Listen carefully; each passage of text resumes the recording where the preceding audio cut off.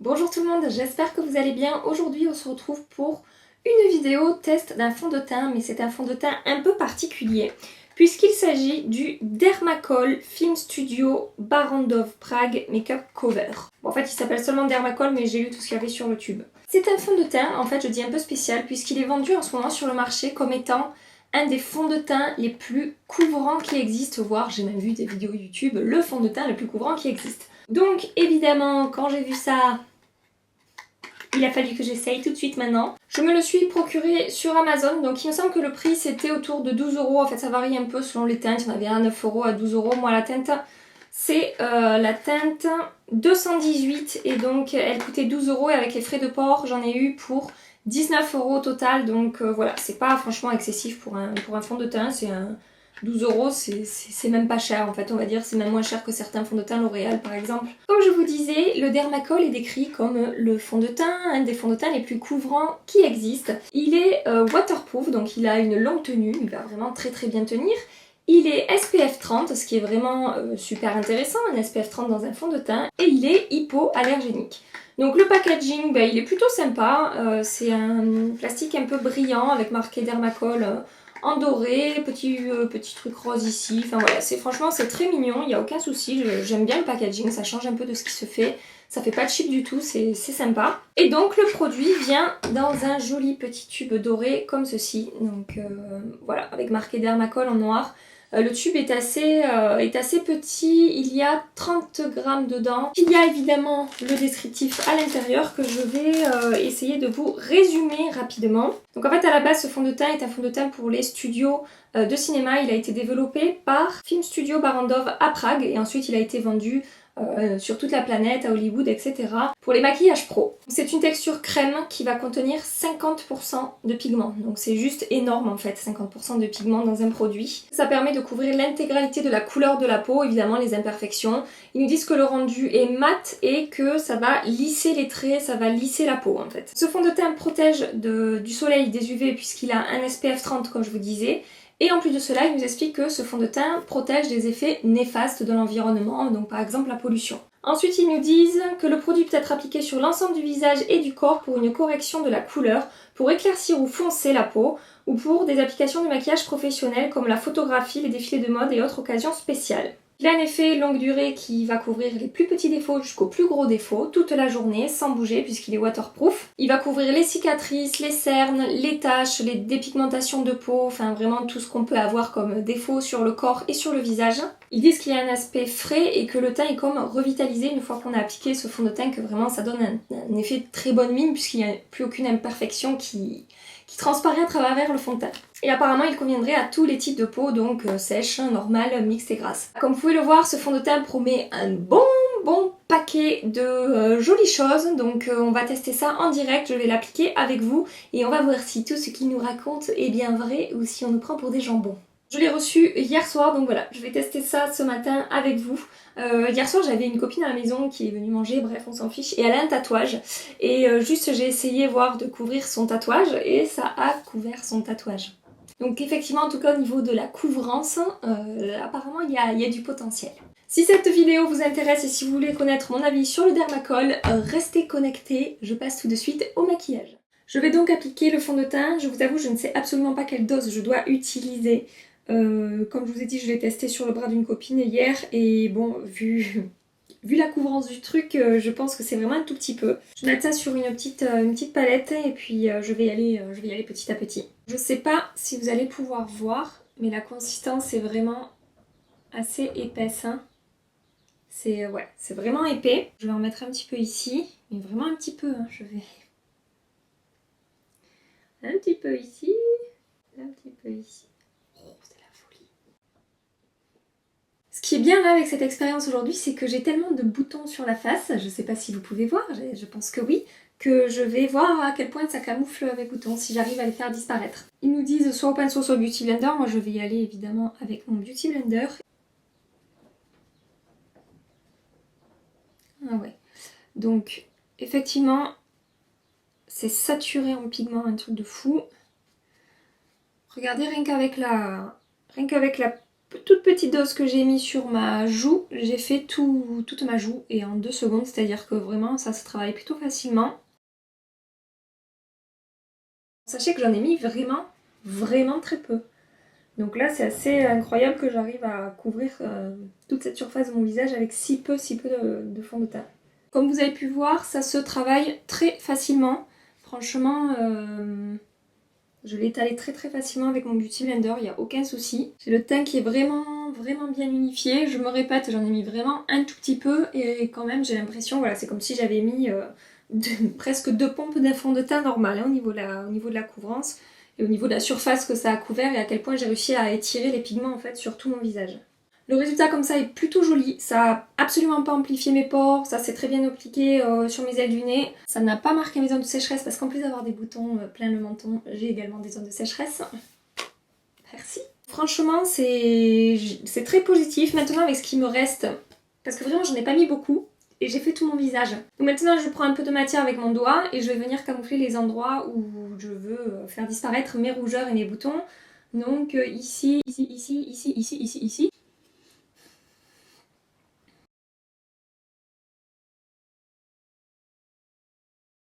Je suis vraiment très agréablement surprise. Comme vous avez vu, ça fait disparaître toutes mes petites rougeurs, tous mes boutons. C'est assez incroyable. J'ai le teint vraiment... Enfin nickel quoi, je veux dire. J'ai plus une rougeur, j'ai plus rien qui transparaît. C'est même pas unifié, c'est que voilà. J'ai le teint impeccable on va dire. Je vais évidemment pousser le test jusqu'au bout et je vais m'en servir comme anti-cerne. Donc tout d'abord ce que je vais faire c'est que je vais venir utiliser un correcteur comme d'habitude sur mes cernes. Avec mon éponge je vais prélever un tout petit peu de matière. Non mais c'est incroyable la couvrance quoi. C'est incroyable la couvrance et comme je trouve qu'il n'y a pas d'effet cakey ou d'effet plâtre hein, et que ça se travaille vraiment très bien quoi. Vous voyez à quel point ça a camouflé mon cerne quoi. Je suis bluffée. Sachez-le, je suis bluffée.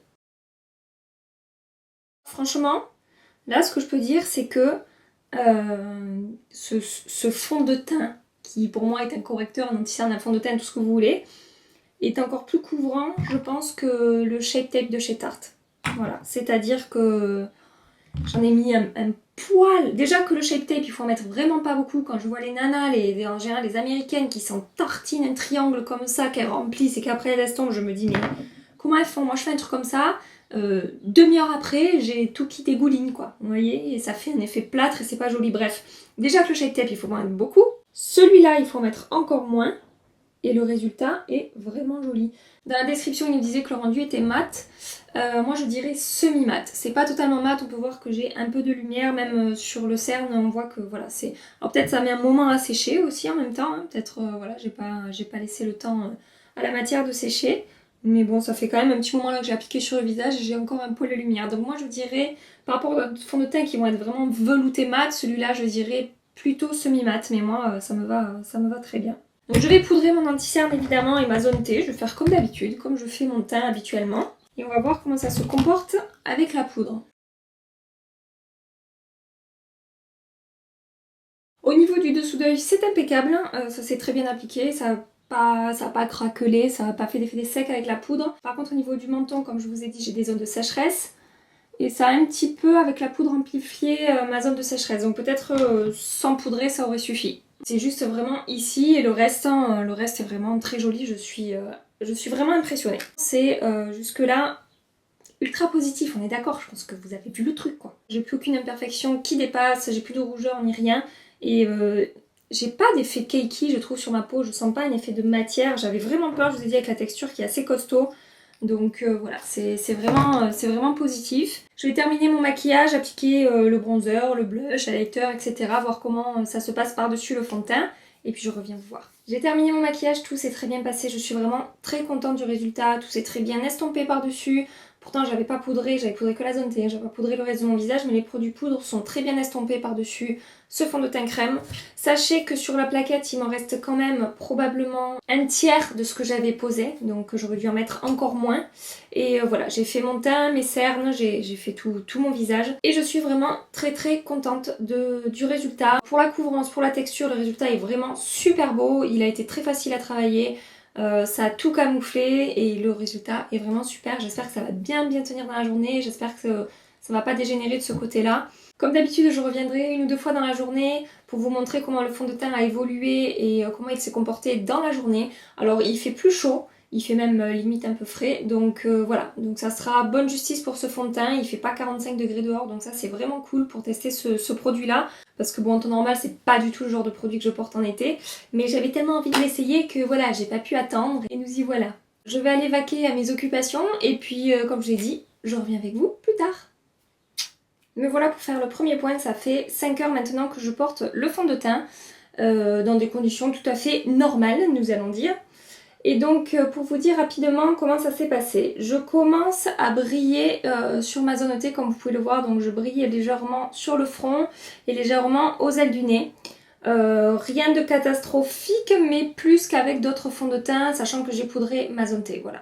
Donc je brille là un peu plus qu'avec par exemple le Dior Skin Forever ou des fonds de teint vraiment mat. Mais rien d'alarmant, le fond de teint n'a pas bougé, ça n'a pas migré, ça n'a pas fait démarcation, je brille un peu. Ensuite, je peux dire qu'au niveau du menton, j'ai un petit peu d'effet de matière. Je vais essayer de zoomer pour que vous puissiez voir. Donc, je sais pas si vous voyez, mais voilà, j'ai un peu de matière qui s'est accumulée ici et ça a légèrement marqué ma zone de sécheresse. À part ça, j'ai rien d'autre à signaler. Ça n'a pas migré dans mes ailes du nez. Alors bizarrement, ça a un petit peu bougé sur le menton, mais ça n'a pas du tout bougé sur mes ailes du nez. Normalement, moi, c'est là où le fond de teint va bouger en premier. C'est vraiment au coin des ailes là, du nez. Je suis un poil mitigée parce que j'aurais aimé qu'il reste en fait mat un peu plus longtemps. Après, voilà, j'ai la peau mixte, donc moi il suffit que je prenne un beauty blender et que je tapote mon front, etc. pour juste vite fait pour que ça s'atténue. Mais voilà, il y a des fonds de teint qui graissent un peu moins vite, donc voilà. Mais en même temps, après, tout est resté en place, le blush est toujours aussi intense, l'highlighter aussi, j'ai pas de démarcation, j'ai toujours les cernes qui sont très bien camouflées, toujours les boutons aussi, ça n'a pas bougé sur mes boutons, donc voilà, donc je sais pas, c'est mitigé, je vais continuer ma journée, voir comment ça continue à évoluer, évidemment je n'y touche pas, et je verrai dans 2-3 heures si c'est une catastrophe ou si ça a continué à se dégrader un petit peu, mais que ça va à peu près. Je ne sais pas trop quoi dire. Je tirerai ma conclusion au moment où je viendrai vraiment faire la vérification finale. Voilà, en attendant, je vais réfléchir à ce que je vais vous dire. Me voilà pour faire le point final avec vous, ça fait 10 heures que je porte ce fond de teint et donc malheureusement pour moi je ne suis pas satisfaite du résultat final. Alors au moment de l'application j'étais vraiment, comme vous avez pu le voir, très contente, les résultats étaient vraiment très beaux, c'était effectivement très couvrant, j'avais le teint vraiment impeccable et puis au fur et à mesure de la journée ça s'est dégradé. Il y a 5 heures quand je vous ai fait la première vérification déjà je brillais bien sur la zone T, enfin je commençais à avoir des résultats un peu moyens. Et puis là, 5 heures encore après, ça a continué de se dégrader. J'ai vraiment de l'effet de matière sur tout ce secteur-là. C'est-à-dire que j'ai le fond de teint qui a migré, qui a bougé, qui fait pas des morceaux, mais c'est vraiment, c'est pas beau, on le voit quoi, on voit que ça a bougé, on voit que c'est sec, que c'est vraiment pas joli. Ça m'a marqué d'autres zones de sécheresse qui n'étaient pas marquées dans la journée, donc voilà. Sur le long terme, c'est vraiment pas positif. Je brille trop sur ma zone T, que ce soit clair, que ce soit entre le front ou sur cette zone-là. Pour moi, s'il y a trop de brillance, je suis pas satisfaite par rapport à ça. Après, j'ai la peau mixte, il faudrait peut-être essayer sur une peau moins grasse que la mienne, mais en même temps, il marque, je trouve, beaucoup les imperfections, en tout cas les zones de sécheresse.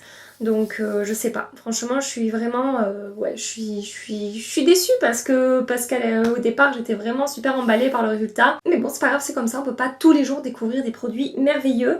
Je voulais regarder aussi au niveau de l'anti-cerne, ça fait aussi un effet de matière, en fait c'est pas joli, je vais vous montrer. Donc je sais pas si vous pouvez voir que j'ai vraiment un effet de matière sous les yeux, on voit que j'ai de l'anti-cerne, on voit que ça a bougé, ça fait un peu sec, un peu pâteux, je sais pas comment vous dire, mais voilà. Autour du menton, c'est pareil, c'est pas joli. Voilà. C'est tout ce que je peux dire, c'est pas joli. Donc bref, vous l'aurez compris, pour moi, c'est un petit flop, en tout cas pour un fond de teint à utiliser tous les jours, comme un fond de teint classique. je valide pas. Par contre, je peux valider pour des occasions spéciales. Par exemple, si vous avez un shooting photo, ben, vous pouvez appliquer ce fond de teint parce que vous avez juste besoin que votre peau soit impeccable pendant 2 ou 3 heures. Là, il n'y aura aucun souci. Ou si par exemple, comme moi, je veux filmer une vidéo pendant 2 heures, je veux que mon fond de teint soit parfait, je peux utiliser ça. Voilà, pour des occasions un peu particulières, mais voilà, pour un fond de teint utilisé quotidiennement, moi, je passe. Je sais pas si vous l'avez déjà testé, si c'est le cas, dites-le moi en commentaire, je serais curieuse de connaître votre avis. Voilà ce que je peux vous dire pour ce fond de teint. J'espère en tout cas que cette vidéo vous aura plu et que ben voilà, ça vous aura permis de vous faire un petit avis sur ce fond de teint qui fait un peu le buzz en ce moment. Moi je l'ai beaucoup vu sur Facebook, sur Instagram, etc. Et donc voilà, je me suis fait mon propre avis et ben, j'espère que ça vous guidera si vous étiez intéressé ou si vous ne saviez pas trop quoi faire concernant ce fond de teint Dermacol. Si vous avez passé un agréable petit moment avec moi, surtout pensez à liker la vidéo et à vous abonner à ma chaîne si ce n'est pas déjà fait avant de partir. En attendant ma prochaine vidéo, je vous fais des tas de bisous et je vous dis à très bientôt. Bye bye.